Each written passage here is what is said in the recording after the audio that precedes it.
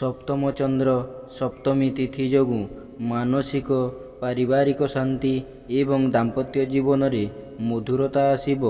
ପରିଚିତ ମହିଳାଙ୍କ ଠାରୁ ସାହାଯ୍ୟ ସହଯୋଗ ଓ ଧନ ମିଳିବ। ଆମୋଦ ପ୍ରମୋଦ ମୌଜ ମଜଲିସରେ ଅଧିକ ଆଗ୍ରହ ରହିବ ଏବଂ ପରିବାରରେ ସ୍ୱର୍ଗୀୟ ସୁଖ ଅନୁଭୂତ ହେବ।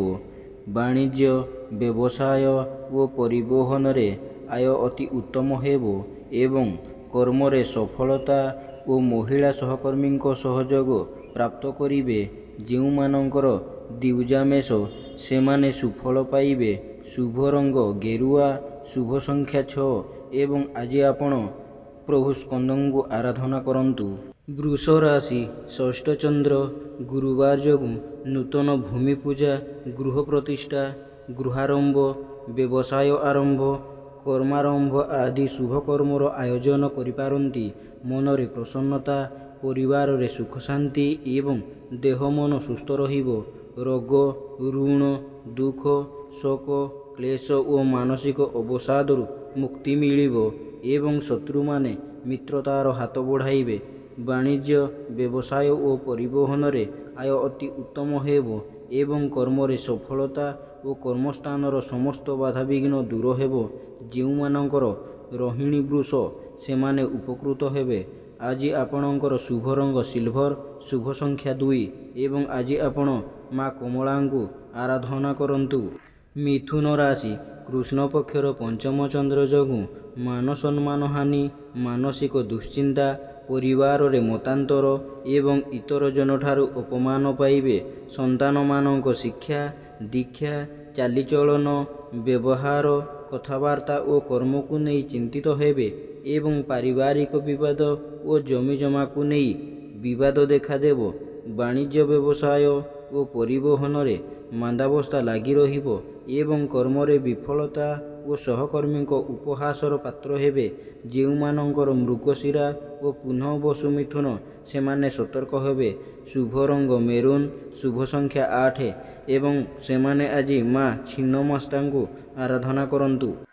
କର୍କଟ ରାଶି ଚତୁର୍ଥ ଚନ୍ଦ୍ର ଘାତବାର ଯୋଗୁଁ ସମସ୍ତ କର୍ମରେ ଶୁଭ ଫଳ ମିଳିଲେ ମଧ୍ୟ ମନରେ ଅସ୍ଥିରତା ଭାବ ପ୍ରକାଶ ପାଇବ।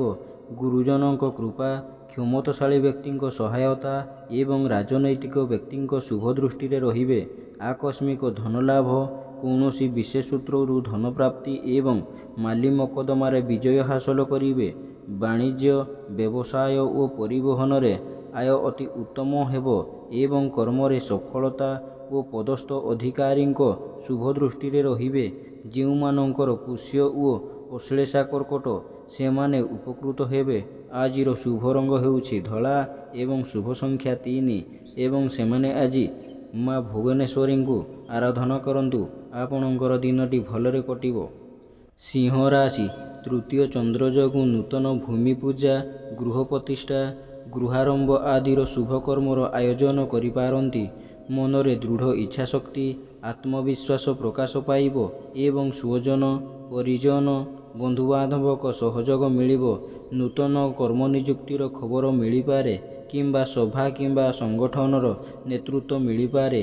ବାଣିଜ୍ୟ ବ୍ୟବସାୟ ଓ ପରିବହନରେ ଆୟ ଅତି ଉତ୍ତମ ହେବ ଏବଂ କର୍ମରେ ସଫଳତା ଓ ସମସ୍ତ କର୍ମରେ ନିଜର ଶ୍ରେଷ୍ଠତା ପ୍ରତିପାଦନ କରିବେ। ଯେଉଁମାନଙ୍କର ପୂର୍ବା ଫାଲ୍ଗୁନୀ ସିଂହ ସେମାନେ ସୁଫଳ ପାଇବେ। ଶୁଭ ରଙ୍ଗ ଗୋଲାପୀ ଏବଂ ଶୁଭ ସଂଖ୍ୟା 11 ସେମାନେ ଆଜି ମା ମାଣିକେଶ୍ୱରୀଙ୍କୁ ଆରାଧନା କରନ୍ତୁ। କନ୍ୟା ରାଶି କୃଷ୍ଣ ପକ୍ଷର ଦ୍ୱିତୀୟ ଚନ୍ଦ୍ର ଯୋଗୁଁ ଧନକ୍ଷତି, ମାନସିକ ଅସ୍ଥିରତା, ପରିବାରରେ ମତାନ୍ତର ଏବଂ ଶାରୀରିକ ପୀଡ଼ା ଭୋଗିବେ। ମନରେ ଅସ୍ଥିରତା, ସମସ୍ତ କର୍ମରେ ଅନିୟମିତତା ଏବଂ ଆର୍ଥିକ ଠକାମିରେ ପଡ଼ିପାରନ୍ତି। ଧନକୁ ନେଇ ବିବାଦ ଓ ମାଲି ମକଦ୍ଦମାରେ ପଡ଼ିପାରନ୍ତି। ବାଣିଜ୍ୟ ବ୍ୟବସାୟ ଓ ପରିବହନରେ କ୍ଷତି ଦେଖାଦେବ ଏବଂ କର୍ମରେ ବିଫଳତା ଓ ସମସ୍ତ କର୍ମରେ ଅଯଥା ବିଳମ୍ବ ଦେଖାଦେବ। ଯେଉଁମାନଙ୍କର ଚିତ୍ରା କନ୍ୟା ସେମାନେ ଆଜି ସତର୍କ ହୁଅନ୍ତୁ। ଶୁଭ ରଙ୍ଗ ସବୁଜ ଏବଂ ଶୁଭ ସଂଖ୍ୟା 4 ଆପଣ ଆଜି ମା ତ୍ରିପୁରା ସୁନ୍ଦରୀଙ୍କୁ ଆରାଧନା କରନ୍ତୁ। ତୁଳା ରାଶି ଶ୍ରୀଚନ୍ଦ୍ର ଗୁରୁବାର ଯୋଗୁଁ ମନରେ ପ୍ରସନ୍ନତା, ଚାଲିଚଳନରେ ସଂଯମତା ଏବଂ ଦେହ ମନ ସୁସ୍ଥ ରହିବ। ସ୍ୱଜନ, ପରିଜନ ବନ୍ଧୁବାନ୍ଧବ ସହକର୍ମୀ ସହଯୋଗୀଙ୍କ ସାହାଯ୍ୟ ସହଯୋଗ ମିଳିବ। ଆମୋଦ ପ୍ରମୋଦ ମୌଜ ମଜଲିସରେ ଅଧିକ ଆଗ୍ରହ ରହିବ ଏବଂ ପରିବାରରେ ସୁଖ ଶାନ୍ତିର ପରିବେଶ ସୃଷ୍ଟି ହେବ।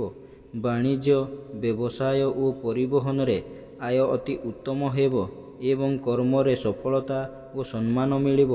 ଯେଉଁମାନଙ୍କର ସ୍ୱାତି ତୁଳା ସେମାନେ ସୁଫଳ ପାଇବେ। ଆଜିର ଶୁଭ ରଙ୍ଗ ନୀଳ, ଶୁଭ ସଂଖ୍ୟା 12 ଏବଂ ଆଜି ଆପଣ ପ୍ରଭୁ ଶ୍ରୀରାମଙ୍କୁ ଆରାଧନା କରନ୍ତୁ। ବିଛା ରାଶି ଦ୍ୱାଦଶ ଚନ୍ଦ୍ର ଯୋଗୁଁ ଅଯଥା ଖର୍ଚ୍ଚ, ବଦ ଖର୍ଚ୍ଚ ଓ ପରିବାରର ଖର୍ଚ୍ଚ ଭାର କମ୍ ରହିବ ଏବଂ ଆୟର କିଛି ଅଂଶ ସଞ୍ଚୟରେ ବିନିଯୋଗ କରିବେ। ଠିକ୍ ସମୟରେ ଠିକ୍ ନିଷ୍ପତ୍ତି ନେବାରେ ସମର୍ଥ ହେବେ ଏବଂ ସମସ୍ତ କର୍ମରେ ସୁଚିନ୍ତିତ ପଦକ୍ଷେପ ନେବେ। କୁସଙ୍ଗ ପରିତ୍ୟାଗ କରି ସତ୍ସଙ୍ଗ କରିବେ ଏବଂ ସମସ୍ତ କର୍ମରେ ସୁଚିନ୍ତିତ ପଦକ୍ଷେପ ନେବେ। ବାଣିଜ୍ୟ ବ୍ୟବସାୟ ଓ ପରିବହନରେ ଆୟ ଅତି ଉତ୍ତମ ହେବ ଏବଂ କର୍ମରେ ସଫଳତା ଏବଂ ସମସ୍ତ କର୍ମ ଆପଣଙ୍କ ପାଇଁ ସହଜ ହେବ। ଯେଉଁମାନଙ୍କର ଅନୁରାଧା ବିଛା ସେମାନେ ଆଜି ଉପକୃତ ହେବେ। ଶୁଭ ରଙ୍ଗ ଲାଲ, ଶୁଭ ସଂଖ୍ୟା 3 ଏବଂ ଆଜି ଆପଣ ମା ଚଣ୍ଡୀଙ୍କୁ ଆରାଧନା କରନ୍ତୁ। ଧନୁ ରାଶି ଏକାଦଶ ଚନ୍ଦ୍ର ଯୋଗୁଁ ଏବଂ ଦିବା 10:34 ପରେ ବୃହସ୍ପତିଙ୍କ ନକ୍ଷତ୍ର ଭୋଗ ହେଉଥିବାରୁ ଆୟର ମାର୍ଗ ଅତି ଉତ୍ତମ ହେବ ଏବଂ ନୂତନ ଆୟର ମାର୍ଗ ଖୋଲିବ।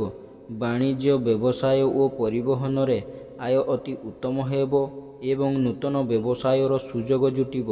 କର୍ମରେ ଆଶାଠାରୁ ଅଧିକ ସଫଳତା, ଉଚ୍ଚ ସମ୍ମାନ, ଉଚ୍ଚ ପଦବୀ ପ୍ରାପ୍ତ ହେବ। ଯେଉଁମାନଙ୍କର ପୂର୍ବ ଆଷାଢ଼ ଧନୁ ସେମାନେ ସୁଫଳ ପାଇବେ। ଆଜିର ଶୁଭ ରଙ୍ଗ ହଳଦିଆ, ଶୁଭ ସଂଖ୍ୟା 5 ଏବଂ ଆଜି ଆପଣ ପ୍ରଭୁ ଶ୍ରୀ ଜଗନ୍ନାଥଙ୍କୁ ଆରାଧନା କରନ୍ତୁ। ମକର ରାଶି ଦଶମ ଚନ୍ଦ୍ର ଗୁରୁବାର ଯୋଗୁଁ କର୍ମରେ ଉନ୍ନତି, କର୍ମ ପ୍ରତି ଏକାଗ୍ରତା ଓ ଆନ୍ତରିକତା ଅଧିକ ରହିବ ଏବଂ ଭାଗ୍ୟ ଅପେକ୍ଷା କର୍ମରେ ଅଧିକ ବିଶ୍ୱାସ ଓ ଗୁରୁତ୍ୱ ରହିବ। ମନରେ ସତ୍ ଚିନ୍ତା, ସଦ୍ଭାବନା ପ୍ରକାଶ ପାଇବ ଏବଂ ସତ୍କର୍ମରେ ଅଧିକ ଆଗ୍ରହ ରହିବ। ବାଣିଜ୍ୟ ବ୍ୟବସାୟ ଓ ପରିବହନରେ ଆୟ ମଧ୍ୟମ ହେବ ଏବଂ କର୍ମରେ ଆଶାଠାରୁ ଅଧିକ ସଫଳତା ଏବଂ ସମସ୍ତ କର୍ମରେ ଆପଣଙ୍କର ଶ୍ରେଷ୍ଠତା ପ୍ରତିପାଦନ କରିବେ। ଯେଉଁମାନଙ୍କର ଶ୍ରବଣା ମକର ସେମାନେ ସୁଫଳ ପାଇବେ। ଆଜି ଆପଣଙ୍କର ଶୁଭ ରଙ୍ଗ ବାଇଗଣୀ, ଶୁଭ ସଂଖ୍ୟା 3 ଏବଂ ଆଜି ଆପଣ ମା ଦୁର୍ଗାଙ୍କୁ ଆରାଧନା କରନ୍ତୁ। କୁମ୍ଭ ରାଶି ନବମ ଚନ୍ଦ୍ର ଯୋଗୁଁ ଗୁରୁଜନଙ୍କ ସହ ବିବାଦ, କ୍ଷମତାଶାଳୀ ବ୍ୟକ୍ତିଙ୍କ ସହ ଶତ୍ରୁତା ଏବଂ ରାଜନୈତିକ ବ୍ୟକ୍ତିଙ୍କ ଆକ୍ରୋଶର ଶିକାର ହେବେ। ମନ ଅସ୍ଥିର, ବିଷାଦଗ୍ରସ୍ତ ରହିବ ଏବଂ ଅପମାନ, ଅପଯଶ, ଅପନିନ୍ଦା ମିଳିବ। ବାଣିଜ୍ୟ ବ୍ୟବସାୟ ଓ ପରିବହନରେ କ୍ଷତି ଦେଖାଦେବ ଏବଂ କର୍ମରେ ବିଫଳତା ଓ ସହକର୍ମୀଙ୍କ ଉପହାସର ପାତ୍ର ହେବେ। ଯେଉଁମାନଙ୍କର ପୂର୍ବ ଭାଦ୍ର କୁମ୍ଭ ସେମାନେ ସତର୍କ ହେବେ। ଆଜିର ଶୁଭ ରଙ୍ଗ ଇନ୍ଦ୍ରନୀଳ, ଶୁଭ ସଂଖ୍ୟା 6 ଏବଂ ଆଜି ଆପଣ ମା କାଳୀଙ୍କୁ ଆରାଧନା କରନ୍ତୁ। ମୀନ ରାଶି ଅଷ୍ଟମ ଚନ୍ଦ୍ର ଯୋଗୁଁ ମନରେ ବିରକ୍ତି ଭାବ ଓ ଚିଡ଼ଚିଡ଼ାପଣ ପ୍ରକାଶ ପାଇବ ଏବଂ ଚାଲିଚଳନ, ବ୍ୟବହାର, କଥାବାର୍ତ୍ତା ବିବାଦୀୟ ହେବ। ଉଚିତ କର୍ମରୁ ବିଚ୍ୟୁତ ହୋଇ ଅନୁଚିତ କର୍ମରେ ଆଗ୍ରହ ରଖିବେ ଏବଂ ସମସ୍ତ କର୍ମରେ ଭୁଲ ନିଷ୍ପତ୍ତି ନେବେ। ବାଣିଜ୍ୟ ବ୍ୟବସାୟ ଓ ପରିବହନରେ କ୍ଷତି ଦେଖାଦେବ ଏବଂ କର୍ମରେ ବିଫଳତା ଓ ବାଧାବିଘ୍ନ ଲାଗି ରହିବ। ଯେଉଁମାନଙ୍କର ପୂର୍ବ ଭାଦ୍ର ମୀନ ସେମାନେ ଆଜି ସତର୍କ ରୁହନ୍ତୁ। ଶୁଭ ରଙ୍ଗ ହଳଦିଆ, ଶୁଭ ସଂଖ୍ୟା 7 ଏବଂ ଆଜି ଆପଣ ମା ତାରିଣୀଙ୍କୁ ଆରାଧନା କରନ୍ତୁ। ଯଦି ଆପଣଙ୍କୁ ଆମ ଭିଡ଼ିଓଟି ଭଲ ଲାଗିଥାଏ ଭିଡ଼ିଓକୁ ଗୋଟେ ଲାଇକ୍ କରିବା ସହିତ ଚ୍ୟାନେଲକୁ ସବସ୍କ୍ରାଇବ୍ କରନ୍ତୁ ଏବଂ ଭିଡ଼ିଓକୁ ବହୁମାତ୍ରାରେ ଆପଣଙ୍କ ବନ୍ଧୁ ପରିଜନଙ୍କ ସହିତ ସେୟାର ମଧ୍ୟ କରିଦିଅନ୍ତୁ। ଜୟ ଜଗନ୍ନାଥ, ନମସ୍କାର।